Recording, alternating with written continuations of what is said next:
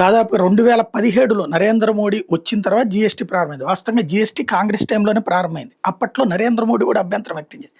ఎందుకంటే స్టేట్స్‌కి ఎంత ఇయ్యాలి, సెంట్రల్‌కి ఎంత ఇయ్యాలి, ఇదేం లెక్క లేకుండా జీఎస్టీ చేసేద్దామంది కాంగ్రెస్ పార్టీ. ఓ ప్లానింగ్ లేదు.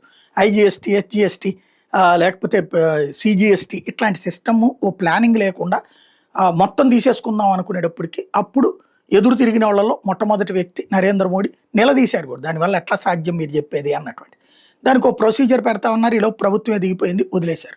నరేంద్ర మోడీ అదేమి ఆపేయమనలా, దానికి ప్రొసీజర్ ఏంటో ప్లాన్ చేయమని చెప్పారు. అందుకని మోడీ తను వచ్చాక దాని మీద ప్రత్యేక కసరత్తు చేయించి తను 2014 వచ్చి 2017లో జీఎస్టీ పెట్టారు. ఈలోపు అందరూ ఆర్థిక మంత్రులతో, ఆర్థికవేత్తలతో, అలాగే అన్ని రాష్ట్రాల ముఖ్యమంత్రులతో మాట్లాడి ఫైనల్గా మీకు ఎవరికన్నా ఇప్పుడు వచ్చే పన్నులు ఎంత వచ్చినాయో లెక్క ఉంది కదా మన దగ్గర, కాగ్ నివేదిక ఉంది, మీరు ఇచ్చే లెక్కలు ఉన్నాయి కదా, ఆ లెక్కల ప్రకారం అంతకంటే తక్కువ ఆదాయం వస్తే కేంద్రం ఇస్తుంది, అంతకంటే ఎక్కువ ఆదాయం వస్తే మీకే పంచుతాం, ఇది చెప్పేటప్పటికి అందరూ కూడా ఒప్పుకున్నారు.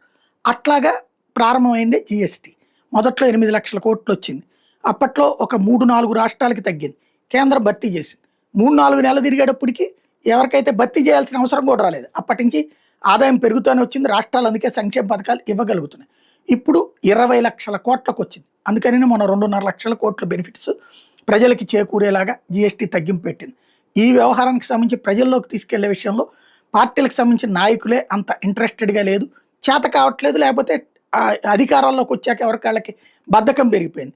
ఈ అనౌన్స్మెంట్ ఇవ్వగానే ఎంపీలందరూ జనంలోకి వెళ్ళండి అంటే అక్కడ లక్ష్మణ్ తెలంగాణలో, తర్వాత ఒకళ్ళిద్దరు ఇదే కిషన్ రే, అదే ఆయన పేరేంటి, బండి సంజయ్, ఇట్లాంటి వాళ్ళు వెళ్ళారు. అక్కడ 8 మంది ఎంపీలు ఉన్నారు, 2-3 వెళ్ళినట్టున్నారు. మిగతా వాళ్ళు వెళ్ళి జనంలోకి చెప్పింది లేదు. ఆంధ్రప్రదేశ్లో 3 ఎంపీలు ఉన్నారు, ఒక మంత్రి ఉన్నారు, అందులో ఇక్కడ జనంలోకి వెళ్ళింది లేదు, ఏదో అక్కడ ఉన్నటువంటి వాళ్ళకి చెప్పినట్టుంది. బట్ పాపం ఆయనే నెత్తినేసుకుని నరేంద్ర మోడీ గారే దేశమంతా తిరగడబోతున్నట్టున్నారు. వచ్చే నెల 16వ తారీఖున కర్నూలు జిల్లాకి రాబోతున్నారు. అక్కడికి వచ్చి శ్రీశైలం మల్లన్నను దర్శించుకుని ఆ తర్వాత జీఎస్టీ మీద రోడ్ షో చేయబోతున్నారు. చంద్రబాబు గారు, పవన్ కళ్యాణ్ తీసుకుని జీఎస్టీ ప్రయోజనాలు ప్రజలకు ఇచ్చిన విషయాన్ని ఆయన నోటితో ఆయన చెప్పబోతున్నారు.